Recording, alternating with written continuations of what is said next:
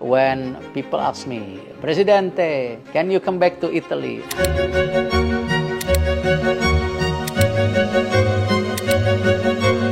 I have the track records to own Indonesian football teams, own DC United, now Oxford United. But Inter Milan is a different ball games now. It's a legendary club from Italy. When people ask me, Presidente, can you come back to Italy? I can't.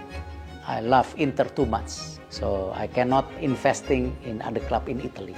Because the bonding, I'm Inter Milan fans, yeah, so I cannot. I'm very happy because at the end I mentioned during my times in Inter, I'm here to help Inter to grow, to lay the foundations, because I know the situation in Inter that times need a time to recover. But whatever I promise, deliver. After 5 years, they play in Champions League. I don't wanna risk it all again.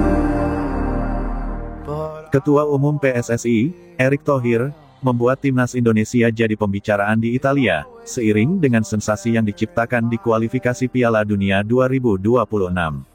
Skuad Garuda sedang berjuang mendapatkan tiket lolos ke putaran final Piala Dunia 2026 pada saat ini. Di putaran ketiga, tim asuhan Sintayong itu sudah memainkan 6 laga dan raihan 6 poin menempatkan mereka di peringkat ketiga klasemen sementara grup C. Timnas Indonesia hanya terpaut 1 poin dari Australia, yang kini berada di peringkat kedua klasemen sementara grup C. Kemenangan 2-0 atas Arab Saudi membangkitkan kembali harapan timnas Indonesia untuk lolos, setelah hanya mengumpulkan 3 poin dari 3 hasil imbang dalam 5 pertandingan terdahulu. Marcelino Ferdinand, yang mencetak 2 gol untuk timnas Indonesia, pun menjadi perbincangan di seluruh dunia, tak terkecuali di Italia. Sebuah media Italia, Sportelate, membahas secara mendalam tentang ambisi timnas Indonesia untuk menembus Piala Dunia 2026. Mimpi Indonesia di Piala Dunia, demikian judul yang diberikan oleh Sportelate, yang ditulis oleh Federico Sanseverino, dalam artikel yang rilis tanggal 27 November tahun 2024 lalu. Mereka mengulas bagaimana Indonesia pertama kali tampil di Piala Dunia 1938 ketika belum merdeka dan masih bernama Hindia Belanda. Indonesia baru sekali berpartisipasi di Piala Dunia, itu terjadi di Perancis 1938, pada saat negara itu masih disebut Hindia Belanda, ulasnya. Mereka hanya melakoni 1 laga di ajang tersebut, yang mana berakhir dengan kekalahan 0-6 dari Hungaria di Reims. Pada saat ini, ketika mimpi itu tumbuh kembali, media Italia Sportelate menyadari bahwa Erick Thohir merupakan sosok protagonis di baliknya. Mereka mengulas bagaimana Erick memberikan revolusi kepada PSSI, yang telah tercoreng selama bertahun-tahun karena korupsi, penyelewengan dana, dan pengaturan skor. Disinilah salah satu protagonis dalam cerita ini berperan, seorang yang familiar di sepak bola Italia, Erick Thohir, Presiden Inter dari 2013 hingga 2018, ulas media Italia itu. Lebih lanjut, Sportelate membicarakan tentang bagaimana Erick merevolusi sepak bola Indonesia melalui kepemimpinannya di PSSI. Dalam waktu kurang dari 2 tahun, kita sudah bisa berbicara tentang revolusi dalam sepak bola Indonesia, tulis media itu.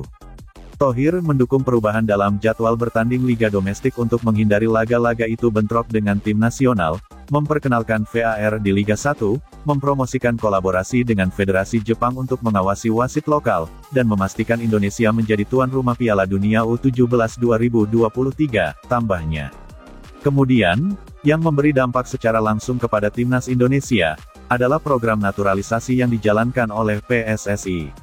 Sebagai tambahan dari ini, Thohir mengubah secara drastis strategi perekrutan untuk tim nasional senior, membuka naturalisasi untuk semua pemain dengan darah Indonesia dari seluruh dunia, sambung ulasan itu. Yang menjadi sumber utama tentunya adalah Belanda, sebuah negara yang punya kaitan kuat dengan Indonesia karena sejarah penjajahannya, tandasnya. Kehadiran mereka menjaga peluang timnas Indonesia untuk lolos ke putaran final Piala Dunia 2026, dengan tiket lolos secara otomatis bisa diamankan jika finish di 2 besar.